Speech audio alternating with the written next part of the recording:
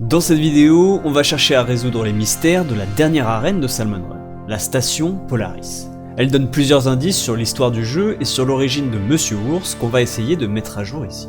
Pour ça, on va s'appuyer sur ce qui nous est dit dans le jeu et dans les communications officielles, et notamment dans l'artbook de Splatoon. Il est maintenant sorti en français et Nintendo et les éditions Soleil Manga me permettent de vous en faire gagner un exemplaire aujourd'hui. Pour ça, rien de plus simple, laissez un commentaire à cette vidéo pour avoir une chance d'être tiré au sort. C'est parti. Déjà, commençons par préciser certaines choses. Pour ceux qui doutent encore, Splatoon 2 se passe bien sur Terre, plusieurs milliers d'années dans le futur. Quand on regarde le ciel sur cette map, on y voit bien la Lune, notre Lune, avec ses taches caractéristiques. Comme nous le raconte le premier artbook de Splatoon, la 5ème guerre mondiale de l'espèce humaine a fait beaucoup de ravages, et durant celle-ci, une tête nucléaire a été envoyée sur la banquise, qui causa un changement climatique drastique qui fit monter le niveau de la mer et provoqua la quasi-extinction de l'humanité. Avant de complètement s'éteindre, certains hommes ont essayé de trouver des solutions, comme la capsule de conservation de Charbitre ou bien les dômes souterrains que les Octariens ont trouvés par la suite pour s'y installer. Dans tout ça, la station Polaris fait probablement partie de leur tentative pour préserver la vie sur Terre. Et les panneaux que l'on retrouve un peu partout sur la map et qui sont écrits en anglais prouvent qu'ils sont d'origine humaine, sinon ils seraient écrits dans un langage différent, comme tous les autres textes du jeu. La station Polaris est une zone de lancement pour fusées. Autour de la map, on peut y voir une navette spatiale et un satellite qui semblent être les débris d'un crash. On y voit des échafaudages autour qui montrent que les espèces du monde de Splatoon étudient les restes de ces engins.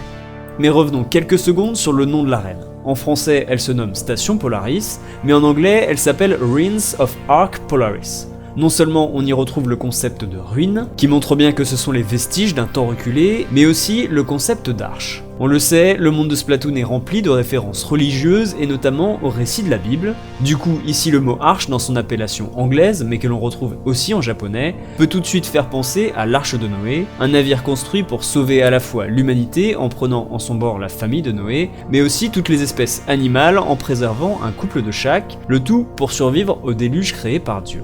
Les points communs sont évidents, le déluge correspond à la montée des eaux, la navette spatiale est l'arche, et on peut très facilement penser que les humains ont tenté de fuir la Terre en emmenant avec eux plusieurs espèces animales dans le but lointain de reconstruire la vie sur Terre à leur retour. Si cette théorie s'avère exacte, on peut se demander si Charbitre était un des passagers de cette navette.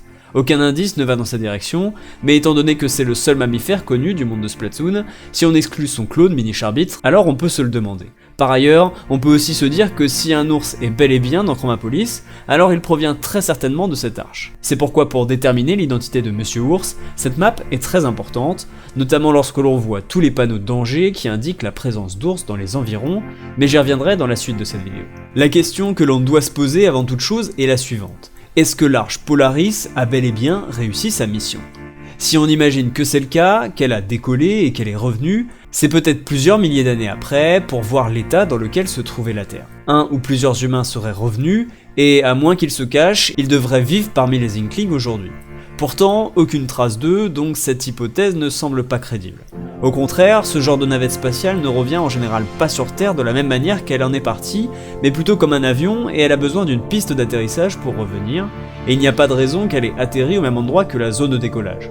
Étant donné que la navette est ici, échouée à côté, et que l'on retrouve également un satellite qui en général accompagne la navette, on peut se dire que c'est plutôt au moment du décollage qu'il y a eu un souci et que le tout s'est écrasé. La mission de sauvetage fut très probablement un échec. Du coup, à moins qu'on imagine que des humains aient survécu et qu'ils aient vu les panneaux indiquant la présence d'ours, puis que l'un d'entre eux ait décidé de se faire appeler Monsieur Ours pour vivre au milieu des Inklings, ce qui me semble quand même vraiment improbable, alors on peut retirer les humains de l'équation.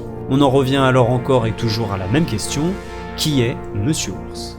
Si vraiment cette map n'avait aucun lien avec sa véritable identité, est-ce que Nintendo aurait vraiment disposé des panneaux avec des ours dessus sur la map ? On ne peut pas écarter l'éventualité que ce soit une fausse piste posée là exprès, mais ça semble quand même assez haut.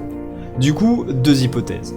La première, un ours était parmi les passagers de l'arche, il faisait partie des ours que les hommes auraient voulu préserver, il aurait survécu au crash puis aurait réussi à se reproduire, et des générations après, l'un de ses descendants s'infiltre dans le monde des Inklings. On peut aussi imaginer que l'ours de l'arche était lui-même stocké dans une machine de préservation comme Charbitre, et que plusieurs milliers d'années après, il se soit réveillé pour devenir l'actuel Monsieur Ours. Mais tout ceci n'explique pas la présence des panneaux d'avertissement. Si c'était d'un ours dans la navette que les humains devaient se méfier, il n'y aurait pas de panneaux partout de la sorte. Au contraire, s'ils sont là, c'est plutôt parce que ce sont des ours sauvages dont il faut se méfier. Deuxième hypothèse donc, il n'y avait aucun ours prévu dans la navette. Après tout, elle est pas si grande que ça, et les humains l'ont peut-être utilisée uniquement pour sauver leur propre espèce, ça ne serait pas tellement surprenant de notre part, mais voilà, la zone de lancement était située dans une zone infestée d'ours, et le crash de la navette a peut-être permis aux ours sauvages de la région de fouiller dedans et de trouver un moyen de survivre.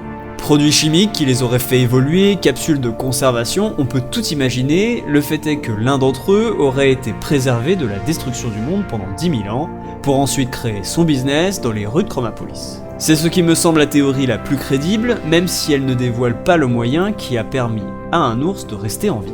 Avant de clôturer cette vidéo, cela dit, j'aimerais quand même vous faire remarquer une petite chose très intéressante. On sait que le monde de Splatoon est très inspiré de la culture japonaise, et que les Inklings aujourd'hui vivent très probablement dans ce qui était le Japon à notre époque. Pourtant, les panneaux ne sont pas en japonais, mais en anglais. L'anglais étant une langue internationale, on peut se dire que même sur une zone de lancement au Japon, la signalisation soit écrite en anglais. Mais là où c'est assez curieux, c'est que l'apparence de ces panneaux ressemble trait pour trait à ceux qui sont utilisés en Amérique.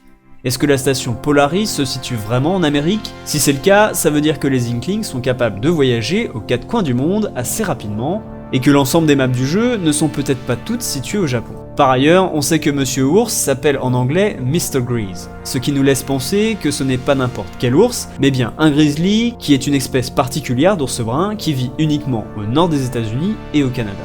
Autre fait intéressant, le mot latin Polaris est le nom qui est donné à l'étoile la plus brillante de la constellation de la Petite Ourse, comme par hasard. Elle est autrement appelée étoile polaire car elle est située quasiment au pôle Nord.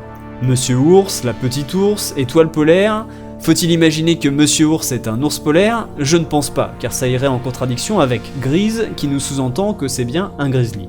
Mais il n'y a pas besoin que les ours soient blancs pour vivre proche des pôles. On parlait du Canada et du nord des États-Unis tout à l'heure, mais connaissez-vous le drapeau de l'Alaska, l'état le plus au nord des États-Unis? C'est celui-ci et sur lequel la Petite Ourse justement est représentée, la boucle est bouclée.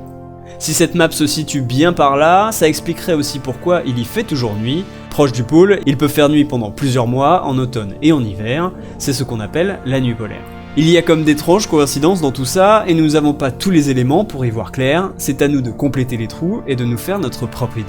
J'espère en tout cas que cette vidéo vous a plu, n'hésitez pas à le faire savoir en laissant un pouce bleu et en la partageant, laissez un commentaire pour participer au tirage au sort, et je vous dis à bientôt dans une prochaine vidéo.